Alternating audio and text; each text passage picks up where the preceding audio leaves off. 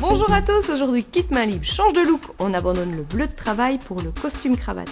La formation en alternance ne concerne pas que les métiers manuels, on peut aussi se former au métier prestataire de service. Pour vous présenter ces filières parfois méconnues, nous avons rencontré Jérôme, qui est en première année chef d'entreprise en courtier en assurance.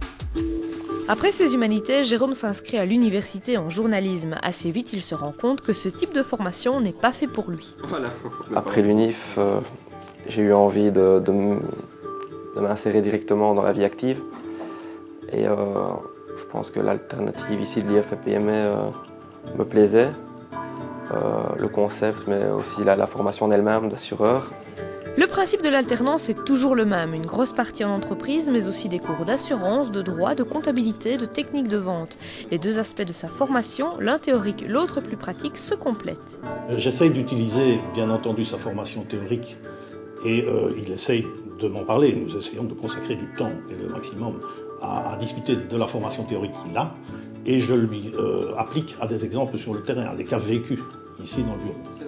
Les formateurs des cours théoriques sont eux aussi des professionnels en activité. Ils essayent donc de se baser le plus possible sur les réalités du terrain.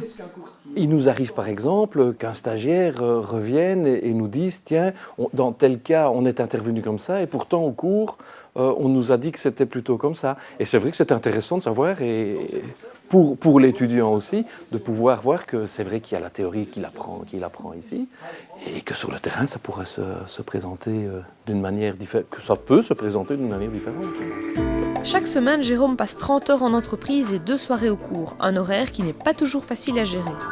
Donc le travail représente un emploi normal et se dire qu'il faut aller au cours le soir, c'est pas évident de concilier être à la fois en même temps encore étudiant et déjà dans le milieu du travail. Grâce à la formation en alternance, vous pouvez donc devenir assureur, mais aussi agent immobilier, comptable, conseiller en marketing ou agent de voyage. La plupart de ces métiers font aussi l'objet de formations de plein exercice, comme par exemple un baccalauréat en tourisme. Mais le processus de formation est totalement différent. Un gradué en tourisme, c'est de l'enseignement à temps plein avec des stages dans des agences, par exemple, ou dans des lieux touristiques, mais des stages à temps plein pendant une période bien déterminée. En ce qui concerne une convention de stage comme agent de voyage au sein de l'IFPME, c'est rester dans une agence de voyage et suivre les cours au centre de formation. Autre différence très importante, le diplôme obtenu bachelier en tourisme ou dans toute autre matière, ce n'est pas la même chose qu'un diplôme de chef d'entreprise. Alors, à vous de faire votre choix.